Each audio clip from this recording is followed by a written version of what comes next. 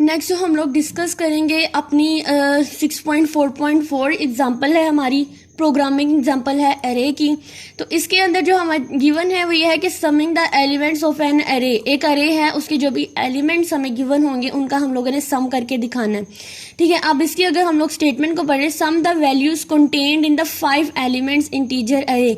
अब यहाँ पे हमें प्रोग्राम की स्टेटमेंट पढ़नी आ रही है कि हमने वैल्यूज जो भी हैं उनका सम करना है जो कि 5 एलिमेंट्स है। यहीं से हमें पता चल गया हमारी अरे का साइज क्या होगा, 5 होगा। इंटीजर अरे एक अरे है जिसका डाटा टाइप क्या है, इंट है। ठीक है, यहाँ से हमें पता चल रहा है। और अरे का नाम क्या है, ए।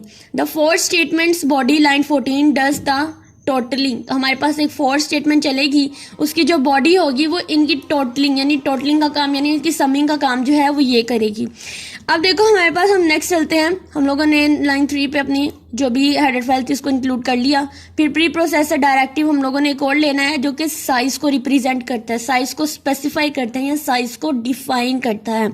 तो ये वही है जो हम लोगों ने पहले भी डिस्कस किया था कि हम लोग सिंबॉलिकली कांस्टेंट के साथ अपनी एरे को साइज को किस तरह से स्पेसिफाई करते हैं। तो यहाँ भी हम लोग वही मेथड यूज करते हैं, या फिर हम लोग सिंपल भी ये कर सकते हैं कि एरे इसको डिफाइन किए बगैर एरे का साइज 5 दे सकते हैं। ठीक है, फिर हम लोग अपने मेन फंक्शन के अंदर गए क्योंकि हमारे प्रोग्राम की मेन एग्जीक्यूशन जो है वो मेन फंक्शन से स्टार्ट होती है। अब use an initialiser list to initiate the array. अब हम लोगों ने यहाँ पे इनिशियलाइजर लिस्ट गिवन है और इन सब ये जो वैल्यूज गिवन है इन सब का हम लोगों ने सम करके दिखाना। एक वेरिएबल यह है टोटल, या फिर आप यहाँ पे सम भी ले सकते हैं, उसको हमेशा 0 इनिशियलाइज करते हैं, यानी अभी टोटल जो है वो बिल्कुल एम्प्टी है। अब आप देखिए इसका बैक एंड पे क्या काम होता है। बैक एंड पे ये कुछ इस तरह से एक मेमोरी बनेगी जिसको हम बोलते हैं कॉन्टिजियस मेमोरी।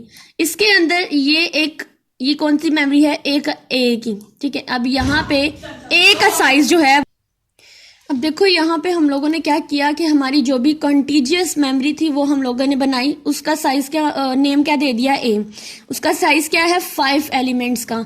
अब यहाँ पे हर एक के अंदर क्या क्या स्टोर होगी, ये सारा बैकएंड पे काम है। अब यहाँ पे हमारे पास पहला एलिमेंट जो है वो स्टोर होगा 1, उसकी वैल्यू, फिर दूसरे की 2, फिर हमारे पास 3, नेक्स्ट हमारे पास 4 और जो लास्ट वन है 5। अब जरूरी नहीं कि 1 2 3 4 5 ही हों, क्योंकि हमने इनिशियलाइजर लिस्ट के थ्रू इसको यही वैल्यूज इनिशियलाइज किए हमारी बुक के ऊपर, तो हम लोग भी यही करेंगे। अब क्या होगा कि यहाँ पे टोटल इज इक्वल टू 0। अब यहाँ पे टोटल की एक सिंपल नॉन कॉन्टिजियस मेमोरी बनेगी।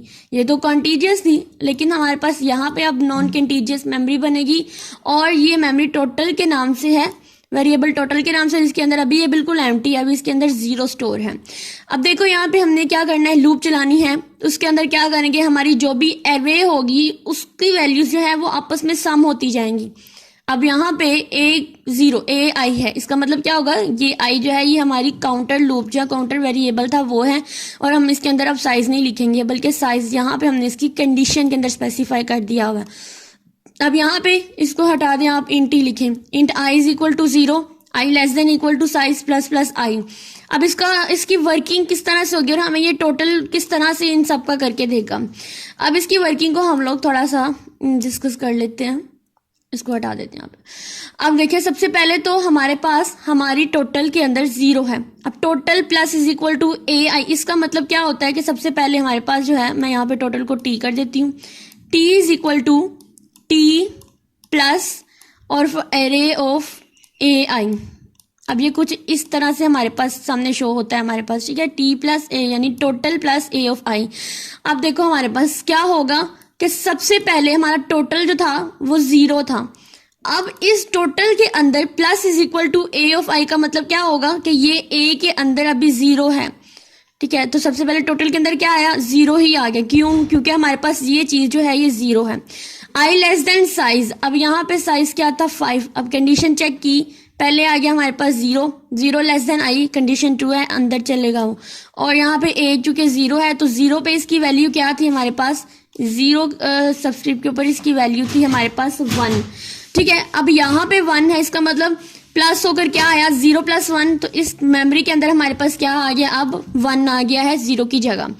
फिर इंक्रीमेंट होगा तो यहाँ पे हमारे पास 1 की जगह क्या आ जाएगा 2। अब वो दोबारा चेक करेगा, अब हमारे पास 1 आएगा क्योंकि पहले 0 था, अब यहाँ पे 1 आ गया।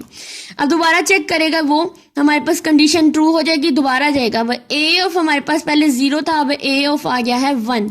ए ऑफ 1 के ऊपर हमारे पास क्या वैल्यू है 2, तो टोटल के अंदर क्या था 1, तो 1 + 2 क्या हो गया हमारे पास 3। अब टोटल के अंदर क्या आ गया है 3। फिर जाएगा, फिर यहाँ पे आई की वैल्यू में इंक्रीमेंट होगा, जो पहले 1 था वो हो गया 2। अब दोबारा से देखेगा कि कंडीशन को चेक करेगा, वो ट्रू हो जाएगी। अब ए के अंदर जहाँ पे 1 था अब उसकी जगह पे आ गया 2, और ए ऑफ 2 जो है वो हमारी थर्ड एलिमेंट होता है, थर्ड एलिमेंट, और इसके अंदर क्या स्टोर किया है 3 है। अब 3 था, अब हमारे टोटल के अंदर भी 3 था, अब 3 + 3 हमारे पास क्या आ जाएगा 6, ठीक है 6 आ गया। उसके बाद वो दोबारा जाएगा, यहाँ पे इंक्रीमेंट होगा, 2 की जगह 3 आ जाएगा। ए ऑफ 2 था, अब ए ऑफ 3 आ गया। अब ए ऑफ 3 है तो देखो यहाँ पे ए ऑफ 3 कहाँ पे है, वो ये है इसका सबस्क्रिप्ट, ए ऑफ 3 यहाँ पे है। अब 6 है और इसके अंदर हम लोग क्या 4 को एंटर कर देंगे, यानी टोटल के अंदर क्या स्टोर था 6। अब 6 के अंदर हम लोग इंक्रीमेंट कर देंगे 4 का, तो इन दोनों को ऐड करेंगे तो क्या वैल्यू आ जाएगी टोटल के अंदर हमारे पास 10 वैल्यू आ जाएगी टोटल के अंदर। अब ये सारी टोटल की वैल्यू अलग से हैं और रे जो है उसकी वैल्यू अलग से काउंट हो रही है, वो इस लूप के थ्रू हो रही है। अब यहाँ पे दोबारा से जाएंगे, इसके अंदर 3 के अंदर 1 का इंक्रीमेंट होगा और वो हो जाएगा 4, और 4 चूंकि हमारे साइज जो है वो 5 है तो सबस्क्रिप्ट की लास्ट रेंज क्या है 4। अब अंदर जाएगा ए ऑफ 4, तो ए ऑफ 4 पे इसकी वैल्यू क्या है हमारे पास 5 जाएंगे, इसको 10 के अंदर यानी टोटल प्लस ए ऑफ 5 करेंगे तो 10 + 5 टोटल = हो जाएगा 15। अब 15 है तो हमारे टोटल के अंदर क्या वैल्यू स्टोर है 15। उसके बाद दोबारा से इसके अंदर इंक्रीमेंट हो जाएगा 6। अब साइज जो है 5 है, 6 ने यहाँ पे कंडीशन हमारे पास आकर हो जाएगी फॉल्स, लूप एंड हो जाएगी। अब फाइनल printf में चलेंगे, total of the value is percentage total. अब टोटल की वैल्यू हमें ये वाली लाइन प्रिंट होकर आ जाएगी इस तरह से, और टोटल की वैल्यू क्या थी 15, सारा सम करके तो हमारे पास टोटल आ गया 15। इस तरह से हमारे बैक एंड पे सारा काम होता है।